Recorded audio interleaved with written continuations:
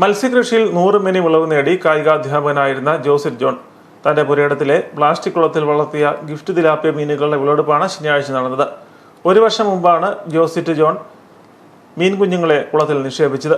ഭക്ഷ്യയോഗ്യമായ വിഷരഹിത മത്സ്യം ഉൽപ്പാദിപ്പിക്കുക എന്നതാണ് ഈ കായികാധ്യാപകന്റെ ലക്ഷ്യം. ജോലി തിരക്കിനിടയിൽ മീൻ കിട്ടുന്ന ഒഴിവു സമയങ്ങളിലാണ് ഇദ്ദേഹം മീൻ കൃഷി നടത്തുന്നത്. ഈസ്റ്ററുമായിട്ട് ഞങ്ങൾ ഇന്ന് ഞങ്ങളുടെ കുളത്തിലെ മീൻപിടുത്തമാണ്. ഗിഫ്റ്റ് തിലാപ്പിയയാണ്. ഈസ്റ്ററുമായിട്ട് എല്ലാവർക്കും നല്ല മീൻ, കർഷകരുണ്ടാക്കുന്ന മീൻ കൊടുക്കണമെന്നുള്ള സന്തോഷത്തോടെയാണ് ഇന്ന് മീൻ പിടിച്ചത്. 2 വർഷമായി മീനെ വളർത്താൻ തുടങ്ങിയിട്ട് ഏകദേശം 100-120 കിലോ നമുക്ക് ഈ വർഷം പിടിക്കാൻ സാധിച്ചു.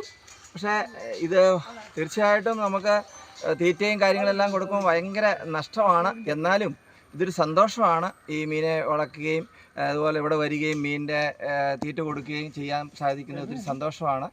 ചെറിയ മീൻകുളമാണെങ്കിലും അവരവരുടെ വീടുകളിൽ സ്വന്തമായിട്ടുള്ള ആവശ്യത്തിന് തീർച്ചയായിട്ടും ചെറിയൊരു കുളമൊക്കെ കുടിച്ച് ഏതെങ്കിലും മീനുകളെ വളർത്തുകയും നമുക്കൊന്ന് വീട്ടിലെ ആവശ്യത്തിനായിട്ടുള്ള ഈ വിഷം ഉള്ള മീനെ മേടിച്ച് നമ്മൾ കഴിക്കാതെ വളരെ ഭംഗിയായിട്ടുള്ള മീനെ നമ്മൾ വളർത്തിക്കുകയാണെങ്കിൽ തീർച്ചയായിട്ടും വളരെ നല്ലതായിരിക്കുമെന്ന് ഞാൻ പറയുക.